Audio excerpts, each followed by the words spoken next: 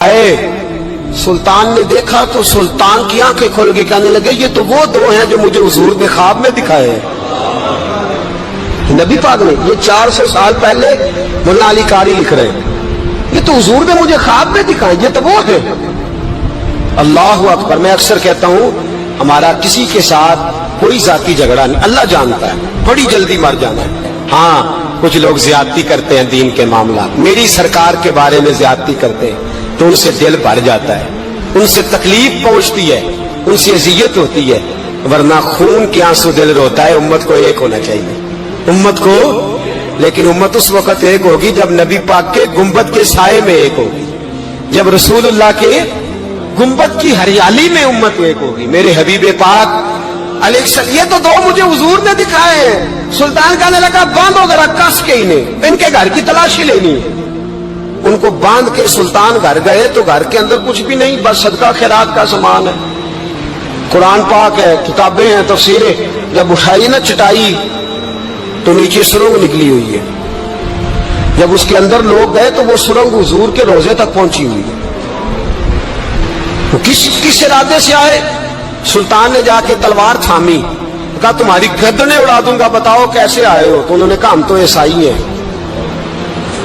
ہمیں عیسائیوں نے بھیجا ہے اور ہم اس ارادے سے آئے ہیں کہ ہم حضور کے جسم اقدس کو نکالیں گے، کسی اور جگہ لے جائیں گے۔ سلطان نے بات سنی تو چیخ نکلی، اللہ اکبر کا۔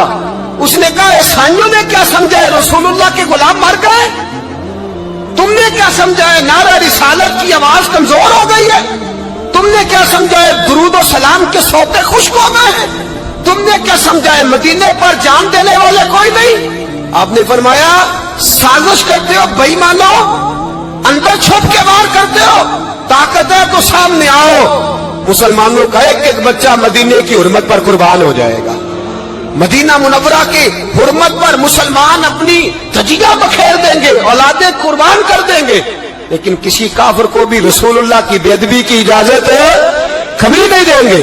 سلطان نے پکڑا، قتل کیا، پھر سلطان نے ان کو کاٹا، آگ میں جلایا اور فرمایا مسلمانوں، ہر حاجی نمازی دیکھ کر، ہر دعوت دینے والا دیکھ کر ادھر بفر نہ جایا کرو، پہلے دیکھ لیا کرو اس کے سینے میں مصطفیٰ کا پیار بھی ہے کہ نہیں، اس کی باتوں سے عشق رسول کی خوشبو بھی آتی ہے کہ نہیں، اس کا لب و لہجہ نبی پاک کی ادب والا بھی ہے کہ نہیں، اس کے انداز، اس کے اعتبار رسول اللہ کا پیار بھی بتلاتے ہیں کہ نہیں۔ میں بلبل خوش لہجہ گلزار نبی ہوں، میٹھی میری باتیں ہیں کیونکہ نمک خار نبی ہوں۔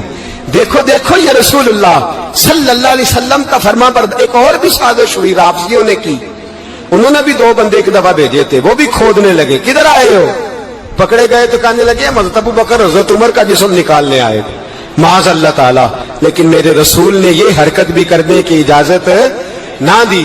سلطان نور الدین کہتے ہیں یہ کام کر کے جب میں واپس لوٹا جا کے سویا تو مجھے پھر حضور کی زیارت نصیب ہوئی، مجھے مدینے والے محبوب کا پھر دیدار نصیب ہوا۔ حضور خواب میں آئے، فرمایا حبیب نے بتایا کچھ نہیں، بولے کچھ نہیں، بس مجھے دیکھتے جاتے تھے اور مسکراتے جاتے تھے۔ سلطان نے چاروں جانب کھدوا کے نا خندق، اس میں سیسا ڈلوا دیا، دیواریں پکی کرا دی، کوئی کھودنا بھی چاہے تو پہنچ نہ سکے۔ کہتے ہیں حضور دیکھتے جاتے، مسکراتے جاتے، اور جب میرے نبی میری طرف دیکھ کے مسکراتے تو مجھے یوں لگتا اللہ نے میرے لیے جنت کے سارے دروازے کھول دیے۔ مجھے یوں لگا جیسے جنت کی حوریں مجھے سلامی دینے آئی، مجھے یوں لگا جیسے فرشتے جھونک آئے ہیں اور مجھے کہتے ہیں کیا تیرا مقدر ہے، کیا تیرا نصیبہ ہے، کیا تیری بات ہے۔ صلاح الدین ایوبی، مسلمانوں پہ ظلم ہوا، فلسطین میں آگ لگی اور پورے فلسطین کی گلیاں خون سے بھر گئیں، ایک دن کے اندر 70,000 مسلمان قتل ہوا۔ گھوڑوں سے سڑکوں پہ چلا نہیں جاتا تھا، گھوڑے پھسلتے تھے، اتنا خون تھا، اور کچی سڑکیں تھی، اتنا خون تھا، پہلے کچی زمین نے خون پیا، پھر خون اس سے باہر آیا، پھر بھی اتنا 70,000 آدمی قتل ہوا۔ صلاح الدین ایوبی کون تھے؟ میرے غوث اعظم جیلانی کے مدرسے کے طالب علم تھے، جامعہ نظامیہ مدرسہ، یہ مدرسے ہیں جنہوں نے دین کے مجاہد پیدا کیے، مدارس ہیں جنہوں نے دین کے مجاہد پیدا کر کے پوری دنیا کے اندر پھیلائے ہیں۔ مدارس کے اندر دہشت گردی آئی، میں اختلاف نہیں کرتا، لیکن ابھی بھی مدرسے ہیں جن مدرسوں سے رسول اللہ کے دین کا سچا درس دیا جاتا ہے، امن، پیار اور محبت کی فضا کو عام کیا جاتا ہے وہ مدارس، اور انشاءاللہ قیامت کی صبح تک وہ مدرسے قائم رہیں گے۔ صلاح الدین ایوبی مدرسے کے طالب علم ہے، مدرسے کا، لیکن مدرسہ اس کا تھا جو ساتھ درویش بھی تھا۔ صلاح الدین ایوبی اکیلا اپنے دوستوں سے کہنے لگا مسلمانوں کی مدد چند سالوں میں نکلو مدد کریں۔ انہوں نے کہا تیرے نکلنے سے کیا ہوگا؟ کہنے لگا میں نے نہیں نکلنا، میرے اللہ نے میری مدد کر دی ہے، میرے اللہ نے میری اٹھ باندھ کمر، کیا ڈرتا ہے پھر دیکھ خدا کیا کرتا ہے، اور میں مجھے نکلنے دے، اللہ میری مدد کرے گا۔ تھوڑا تھوڑا کر کے فوج جمع کی، کوشش کی، چند سالوں کے بعد اسی جگہ جہاں مسلمانوں کا خون بہا تھا اللہ نے اسلام کا جھنڈا پھر سے بلند کر دیا۔ صلاح الدین ایوبی فاتح بن کے مسجد اقصی کے دروازے پہ کھڑا ہے۔ چند سال گزرے، عیسائیوں کو اپنا وہ ظلم ابھی یاد ہے، اور عیسائی سارے لیڈر کہتے ہیں تیاری کر لو، اب ہمارے بچے کاٹے جائیں گے، عورتیں بیوہ ہوں گی، گردنیں کٹیں گی، اب دیکھنا جتنا خون ہم نے بہایا تھا مسلمان اس سے دگنا بہائیں گے۔ صلاح الدین ایوبی گھوڑے پہ کھڑے ہیں اور پوچھتے ہیں او عیسائیوں بتاؤ تمہارے ساتھ کیا کروں؟ گردنیں جھک گئیں، جواب کوئی بھی نہیں۔ کہا تم نے 70,000 مسلمان ایک دن میں مارا تھا، بولو تمہارے ساتھ کیا کروں؟ تم نے ایک دن میں مسلمان یوں کاٹے جیسے گاجر مولی کاٹی جاتی ہے، بولو کیا کروں؟ عیسائی کہنے لگے ہمیں اپنے ظلم یاد ہے، تشدد یاد ہے، بربریت یاد ہے، تو بہتر جانتا ہے تو نے کیا کرنا ہے۔ صلاح الدین ایوبی گھوڑے پہ فاتح کھڑا ہے، آنکھوں میں آنسو آئے، تڑپ کے رویا، کہنے لگا میں تمہارے ساتھ وہی سلوک کروں گا جو میرے مصطفیٰ نے قریش مکہ کے ساتھ فرمایا تھا، لا تصریب علیکم، جاؤ تم پر کوئی زیادتی، جاؤ تم آزاد ہو۔ اس نے کہا تو کر کیا رہا ہے؟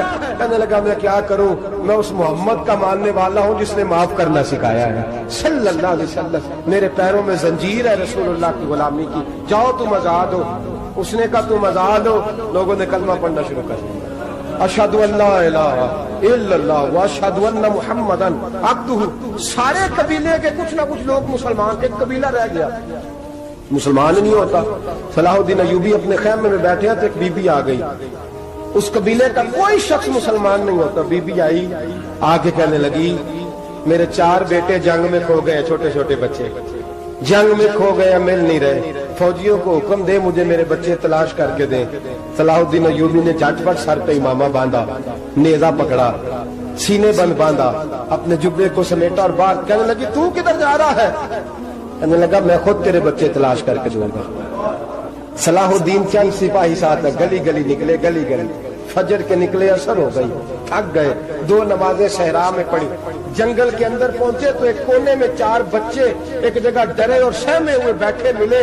صلاح الدین ایوبی اٹھا کے لائے، ماں کو کہنے لگے تیرے بچے ہیں، نکلا اس لیے تھا کہ میرے نبی نے فرمایا بچے جدا ہوں تو ماں کو درد بڑا ہوتا ہے، اور میرے رسول نے فرمایا تھا جب جنگ کرنے جاؤ تو کھیت برباد نہ کرنا، فصلیں تباہ نہ کرنا، بچوں کو ماں سے جدا نہ کرنا۔ فرمایا میں سوچ رہا تھا تیرے بچے کہیں میری وجہ سے جدا ہو گئے تو مصطفیٰ کو جواب کیا دینا؟ فرمایا تیرے بچے ڈھونڈ کے لایا ہوں۔ بچے ماں کے پاس آنے لگے تو ماں نے بڑے بیٹے کے منہ پہ تھپڑ مارا، کہتا اماں کیا ہوا؟ کہنے لگے تو نے سنا نہیں کہ دشمن کے بچوں کی اتنی حفاظت کرتا ہے، میرے پاس نہ جا، اس کے قدموں میں بیٹھ جا۔ جس نبی کے غلام اتنے سچے ہیں وہ نبی کتنا سچا ہوگا، جس نبی کے نوکر اتنے کھڑے ہیں وہ نبی کتنا کھڑا ہوگا، جا کے کلمہ پڑھ لے۔ مسلمانوں کی نا ایک تعداد لڑتے لڑتے لڑتے لڑتے دور چلے گئی، تاتاریوں نے قید کر لیا، 4 مسلمان تھے، تبلیغ کرنے گئے، جنگ کرنے گئے، جہاد کرتے کرتے کافروں سے لڑتے لڑتے تاتاری قوم میں چلے گئے، وہاں قید کر لیے گئے تو سزائے موت کا حکم ہوا۔ 4 بزرگ تھے، سزائے موت کا حکم ہوا تو تاتاری بادشاہ جو تھا وہ بڑا خلاف تھا، بڑا سخت مخالف تھا مسلمانوں کے۔ اس نے کہا کہ ان کو جب پھانسی دینا نا مسلمانوں کو تو میرے سامنے دینا۔ اب 4 عالم ہیں، 4 صوفی ہیں، سفید داڑیاں، سر پہ امامے، پھانسی کا وقت آیا تو جو پھانسی گھاٹ ہے وہ ایک ہے، چاروں کو کٹھے پھانسی نہیں ہو سکتی۔ ایک کو کہا کہ ایک ایک کر کے ان کو پھانسی دو۔ جب پھانسی کا وقت آیا نا تو جو سب سے پیچھے صوفی تھے وہ دوڑ کے آگے آئے، کہنے لگے بادشاہ پہلی باری میری لگا پہلی۔ اب بادشاہ نے کہا ٹھیک ہے اسے لٹکا دو۔ وہ قریب آئے تو دوسرے دوڑ آئے، کہنے لگے نہیں نہیں پہلی باری میں نے زیادہ کافر قتل کیے، میرا بڑا جرم ہے، مجھے پہلے سزا دو۔ ان کو پھانسی دینے لگے تو تیسرے آ گئے، کہنے لگے نہیں یہ تو میرا قتل کرتا تھا، رستے میں بتایا کرتا ڈھونڈ کے میں بتلاتا تھا کہ یہاں زیادہ تعداد ہے، مجھے پہلے پھانسی دو۔ تیسرے کے ساتھ بات ہو رہی تھی تو چوتھا دوڑا آیا، کہنے لگا یہ رستے بتاتا تھا، یہ تبلیغ کرتا تھا، یہ سارا کچھ کرتا تھا، لیکن کہا یہ کہتے تھے چلو واپس چلتے ہیں، میں جانے نہیں دیتا تھا، میں کہتا تھا اور کافر مارنے اور علاقے فتح کرنے، میرا جرم بڑا ہے، مجھے پہلے پھانسی دو۔ بادشاہ کہنے لگا مجھے 35 سال ہو گئے حکومت کرتے، بڑی دنیا کو پھانسی دی ہے، لوگ تو ایک دوسرے کو دھکے دیتے ہیں کہ پہلے تو جا پہلے تو جا، اور تم کیسی قوم ہو کہ ایک دوسرے پہ قربان ہو رہے ہو۔ کہنے لگا تم ایک باپ کی اولاد ہو، جاگ رہے آپ لوگ؟ تاتاری بادشاہ کافر بادشاہ اسلام کی مخالفت کرتے ہیں، ایک باپ کی اولاد ہو کا نہیں، ایک قبیلے کے رہنے والے ہو کا نہیں، ایک ملک کے رہنے والے ہو نہیں۔ اس نے کہا رشتہ کیا ہے تمہارا، رشتہ کیا ہے؟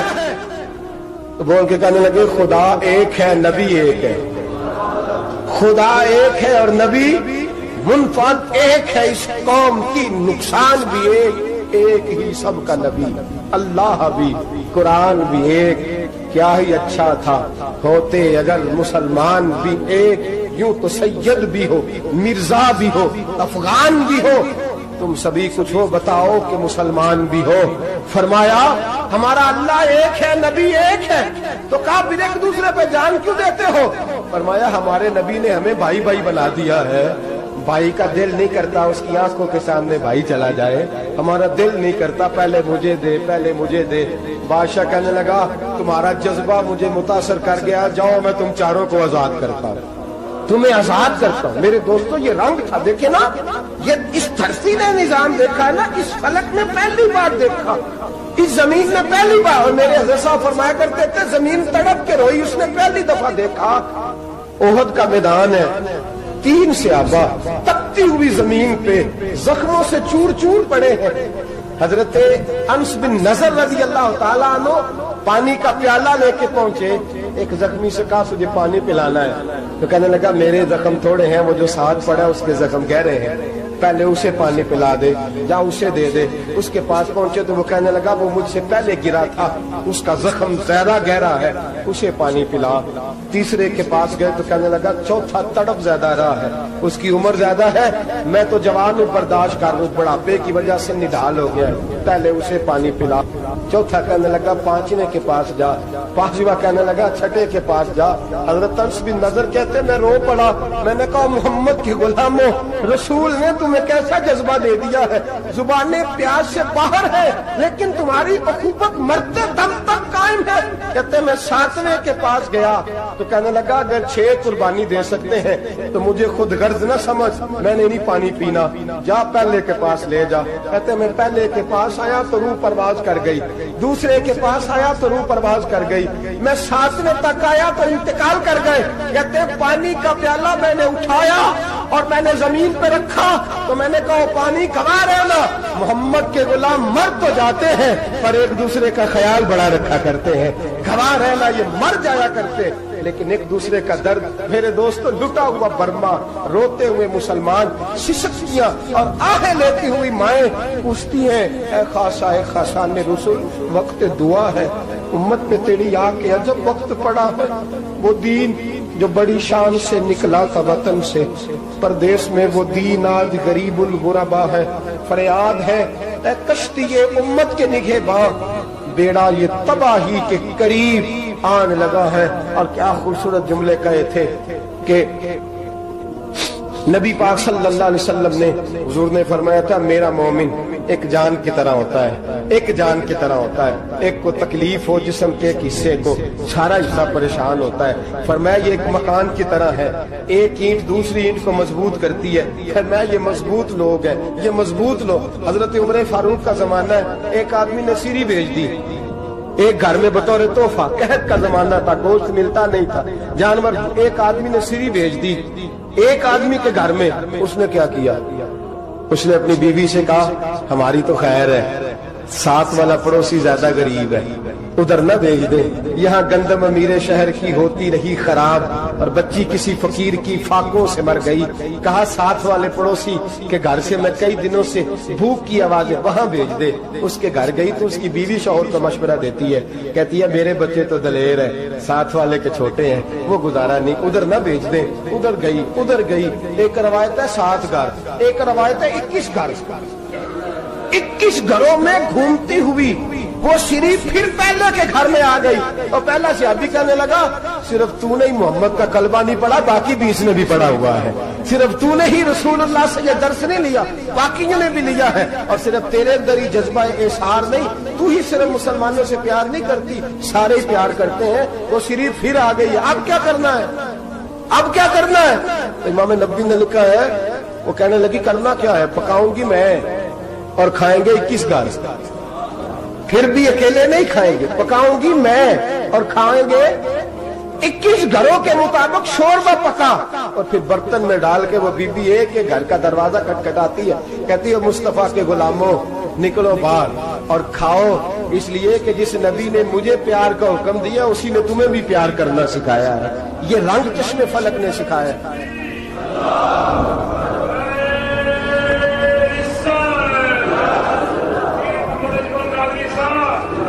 آپ کی بڑی مہربانی، زندہ باد وہی ہے جس کو اللہ رسول زندہ باد فرمائے، بڑی مہربانی، اللہ جزا دے۔ بنو قریظہ اور بنو نذیر 2 محلے تھے یہودیوں کے، یہودیوں نے بڑی عہد شکنی کی تو نبی پاک صلی اللہ علیہ وسلم نے ان کو بے دخل کر دیا، مدینہ سے نکال دیا، مدینہ منورہ سے۔ یہودی نکل گئے مدینہ طیبہ سے، تو جب وہ نکل کے جا رہے تھے تو ان کے مکان، ان کے باغ، ان کی جائیدادیں بچ گئی۔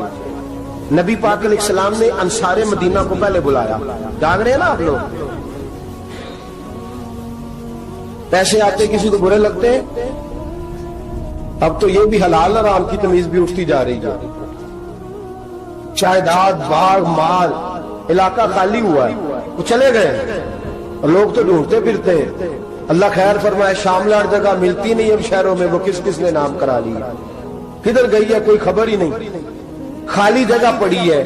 میرے نبی پاک علیہ السلام نے پہلے انصار مدینہ کو بلایا، حضور نے فرمایا انصاریوں بہت بڑی جائیدادیں یہودیوں کی، بنو نذیر اور بنو قریظہ محلے خالی ہو گئے، میرا دل کرتا ہے وہ تمہیں دے دوں، اس لیے کہ تم نے اپنے مہاجر بھائیوں کے ساتھ بڑا تعاون کیا، جائیدادیں تم نے دے دی ہیں، مکانات دے دیے ہیں، بڑا کچھ تم نے دیا ہے، میرا دل کرتا ہے وہ تمہارے نام کر دوں۔ تو انصار مدینہ کیا کہنے لگے یا رسول اللہ دے تو ہم نے دیا ہے پر وہ بیچارے جھچکتے ہی رہتے ہیں، وہ جھچکتے ہی رہتے ہیں، کھول کے ہماری چیزیں استعمال نہیں کرتے، تو حضور ہم تو پہلے ہی انصار ہیں، ہمارے پاس بڑا کچھ ہے، آپ مہربانی فرمائے وہ سارا کچھ مہاجروں کو دے دے، مہاجرین کو ہمیں نہیں چاہیے۔ اب چلے گئے بات کر کے، میرے حبیب پاک نے مہاجروں کو بلا لیا، فرمایا بنو نذیر اور بنو قریظہ قبیلے کی جائیدادیں آئی ہیں، تمہارے پاس بظاہر جو چیزیں ہیں بھی وہ بھی انصار مدینہ کی ہیں، تو میرا یہ خیال ہے کہ وہ سارا کچھ تمہیں دے دیا جائے۔ ابو بکر صدیق رضی اللہ تعالیٰ عنہ کہنے لگے یا رسول اللہ صلی اللہ علیہ وسلم ہمارے انصار بھائیوں نے ہمارے لیے دل تک کھول دیے ہیں، حضور انہوں نے ہر چیز بانٹ کے ہمارے سامنے رکھ دی ہے، ہم اتنے خرد غرض ہیں کہ سارا کچھ لپیٹ جائیں۔ کہا حضور ہمارے پاس جو مکان ہے وہ ہے، ہم کاروبار کر رہے ہیں، تجارتیں کر رہے ہیں، مزدوریاں کر رہے ہیں، ہم انشاءاللہ اور بنا دیں گے، آپ یہ ہماری طرف سے ہمارے انصار بھائیوں کو گفٹ کر دیں گا، آپ انہیں دے دیں۔ میرے حبیب کی آنکھوں میں آنسو آ گئے، میرے نبی پاک علیہ السلام رو پڑے، یا رسول اللہ آپ کیوں روتے ہیں؟ فرمایا تمہارا یہ بھائی چارہ قائم رہا تو اللہ اسلام کو بڑی قوتیں عطا فرمائے گا، اللہ طاقتیں دے گا اسلام کو، اگر تمہارا یہ رنگ قائم رہا، یہ انداز، میرے غلاموں تمہارے یہ طور طریقے، ایک بھائی کہتا ہے دوسرے کو، دوسرا کہتا ہے تیسرے کو۔ عرض یہ کرنے جا رہا تھا کہ رسول کریم صلی اللہ علیہ وسلم نے پیغام دیا امت کو، فرمایا دیکھیں نا